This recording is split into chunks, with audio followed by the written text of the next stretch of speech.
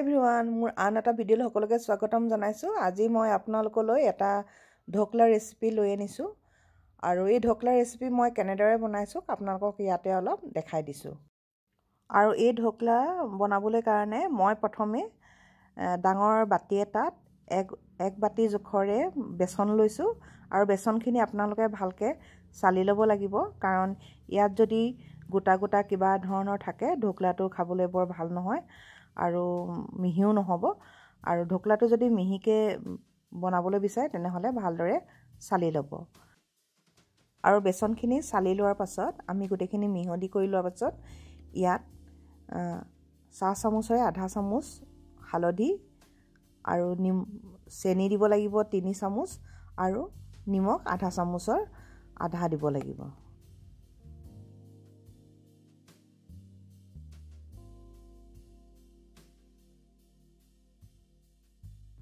আৰু আমি এতিয়া গোটেইখিনি সামগ্ৰী একেদৰে মিলাই ভালকৈ মিহলাই ল'ব লাগিব।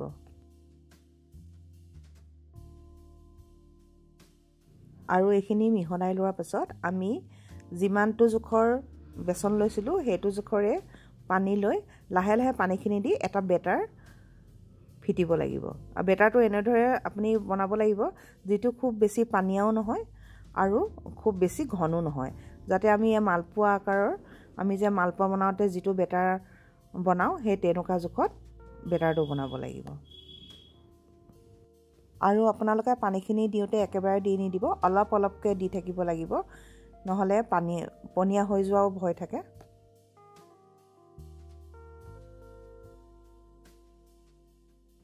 আৰু এতিয়া বেটাৰখিনি আমি জোখমতে এনেদৰে ফেটি ল'ব লাগিব আৰু ইয়াক 15 মিনিটৰ কাৰণে আমি ভালকৈ কিবা ঢাকনি এখনেৰে ঢাকি থৈ দিব লাগিব।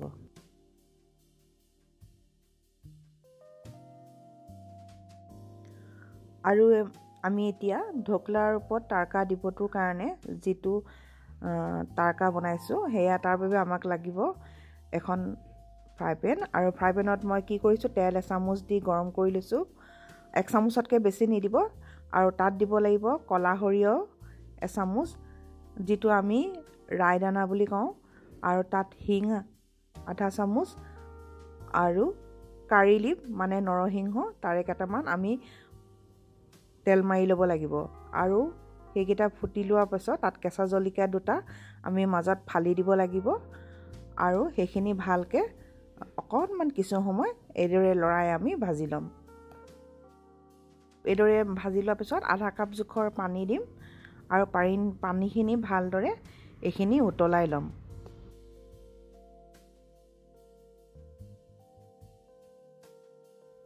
আৰু এইখিনি উতলাই লোৱাৰ পাছত আমি ইয়াত চেনি 2 চামুচ আৰু নিমখ 2 চামুচ ভালদৰে মিলাই উতলাই ল'ম। আপোনালোকে মিঠাটো নিজৰ জোখ অনুযায়ী দিব, কাৰণ বহুতে মিঠাটো কমো খায়, কিন্তু ঢোকলাত অলপ মিঠা নিমখ আৰু টেঙা অলপ নহ'লে খাবলৈ ভালো নালাগে, কাৰণ টেঙা মিঠাৰ সংমিশ্ৰণ হ'লেহে ঢোকলাটো খাই ভাল লাগে। আৰু এইদৰে 15 মিনিট হৈ যোৱাৰ পিছত আমি এইপিনে তাৰকাটো ৰেডি কৰি বেচনখিনিৰ ওপৰত আমি আদা অলপ এইদৰে ৰুকি দিছোঁ, কাৰণ আদাৰ সোৱাদটো পালে খাবলৈ ভাল লাগে। আৰু এইদৰে আমি বেটাৰখিনি ফিটি থাকোঁ যে আনফালে গেছত কেৰাহী এখন পাতি দিলোঁ বেটাৰটো বহাবলৈ কাৰণে। তাৰ বাবে আমি 15 মিনিটমানৰ আগতে পাতিব লাগিব, কাৰণ পানীখিনি কেৰাহীখন গৰম হ'ব লাগিব। আৰু তাৰ বাবে আমি কি কৰিছোঁ, কেৰাহীত পানী অলপ দি দিছোঁ আৰু তাত ষ্টেণ্ড এটা বহাই দিছোঁ, যিটো আমাৰ কিটচেনত থাকে ষ্টেণ্ড। আৰু আপোনালোকে বাতি বা যিকোনো প্লেট ধৰণেও ব্যৱহাৰ কৰিব পাৰে, মই কিন্তু এইদৰে দিছোঁ। আৰু এইখিনি ঢাকি লৈ 15 মিনিটমান পানীখিনি গৰম হ'বলৈ দিছোঁ। আৰু আনফালে আমি বেটাৰখিনিত ফিটি লোৱাৰ পাছত ইয়াত ইন' এপেকেট দি দিছোঁ, যিটো আমি ৰেগুলাৰ ইউজ কৰোঁ, সেয়েহে তেনেকুৱা ইন' এপেকেট দি দিব আৰু সেইখিনি খুব ভালদৰে ফেটিব লাগিব। আৰু ঢোকলা বনাবলৈ কাৰণে আপোনাৰ ফেটাটোৱে মেইন কথা। যদি আপুনি ভালদৰে ফেটিব পাৰে তেনে ঢোকলাটো খুব নৰম, স্পঞ্জি আৰু খাবলৈও ভাল হয়। আৰু আপোনালোকে এইটো কথা মই আপোনালোকক কৈ দিছোঁ, যাতে আপোনালোকে ঢোকলাখিনি ফেটোতে সদায় এটা ছাইডেই ফেটিব। যেটা আন সাইডে আপোনালোকে নেফেটিব, তেতিয়া ইয়াৰ ফুলা হেৰিটো কমি যায়। আৰু এইদৰে মই ভালদৰে ফিটি দেখিছেনে কেনেদৰে ফুলি উঠিছে। এইদৰে খুব ভালকৈ ফেটিব লাগিব। আৰু তাত আমি 1 চামুচ জোখাৰে ৰিফাইন তেল দিছোঁ। আৰু অইন তেল আপোনালোকে ব্যৱহাৰ নকৰিব, মাত্ৰ ৰিফাইন তেলেই ব্যৱহাৰ কৰিব। আৰু এতিয়া মই ঢকলাটো বনাবলৈ কাৰণে কেক টিন এটা ব্যৱহাৰ কৰিছোঁ, যিটো মোৰ আগৰে পৰা আছিলে আৰু মই এনেদৰেই এইটো কেক টিনতে বনাইছোঁ। আৰু এই টিনটোত মই কি কৰিছোঁ, ৰিফাইন তেল অকণমান আনি গোটেই বাতিটোত মই সানি লৈছোঁ, যাতে ঢকলাটো বহোৱাৰ পিছত ই লাগি নধৰে। আৰু এনেদৰে আপোনালোকে সানি ল'ব। আপোনালোকে যিকোনো বাতিতে ব্যৱহাৰ কৰিব পাৰে, ষ্টিলৰ বাতি বা এনেকুৱা ডাঙৰ আপোনাৰ কেক টিন হ'লেও পাৰিব, বা এনেকুৱা কাৰোবাৰ যদি ষ্টিলৰ কাঁহীও আছে এনেকৈ পাৰ থকা, তেনেকুৱাটো আপোনালোকে বহাব পাৰে।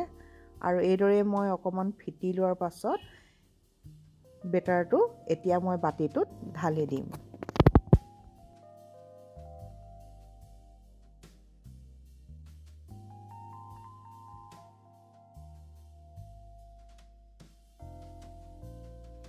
আৰু এতিয়া আমি বেটাৰটো কেৰাহীখনত পাতি দিছোঁ, কাৰণ পানীখিনি যথেষ্ট গৰম হৈ আহিছে।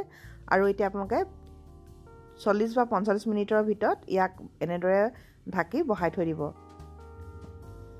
আৰু মই এয়া 50 মিনিটৰ পাছত চাইছোঁ, দেখিছেনে ঢকলাটো পূৰা সিজি উঠিছে। আৰু সিজিছে নাই আমি ইয়াক চুৰি বা টুথপিক এডালেৰে খুচি চাব লাগিব। যদি একো লাগি নাহে তেতিয়াহ'লে গম পাম আমি ঢকলাটো সিজিছে। আৰু আনহাতে মোৰ এইফালে তাৰকাখিনিও হৈ গ'ল। আৰু গেছটো অফ কৰি মই ইয়াত নেমু এফাল এনেদৰে চেপি দিছোঁ, কাৰণ নেমু চেপিলে যিটো টেঙা ভাৱ এটা আহে, ঢকলাটো খাবলৈ বহুত ভাল লাগে। টেঙা, মিঠা আৰু নিমখীয়া তিনিটাৰে ইয়াৰ সোৱাদ আছে।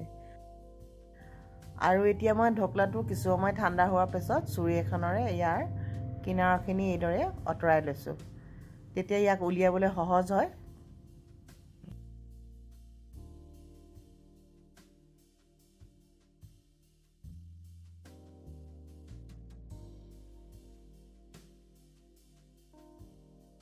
আৰু এয়া মোৰ বৰ্তমান ঢকলা হৈ গ'ল। দেখিছেনে কিমান ধুনীয়া স্পঞ্জি হৈছে, আপোনালোকে কাটোতে গম পাইছে নিশ্চয়। আৰু এয়া এনেদৰে মই ইয়াক পিচ পিচকৈ এতিয়া কাটি ল'লোঁ। আৰু আপোনালোকেও এনেদৰে কাটি ল'ব পিচ পিচকৈ।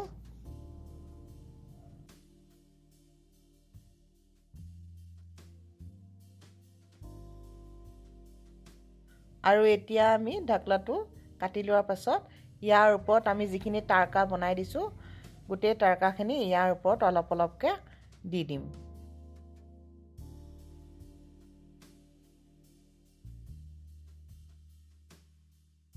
আৰু আপোনালোকক মই এতিয়া দেখাইছোঁ কি ধুনীয়া হৈছে, দেখিছেনে ঢকলাটো।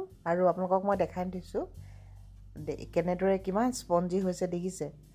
আৰু ইয়াৰ খাবলৈও যথেষ্ট সোৱাদ লগা হৈছে। তেনেহ'লে মোৰ ঢকলাৰ ৰেচিপিটো আপোনালোকে কেনেকুৱা পালে?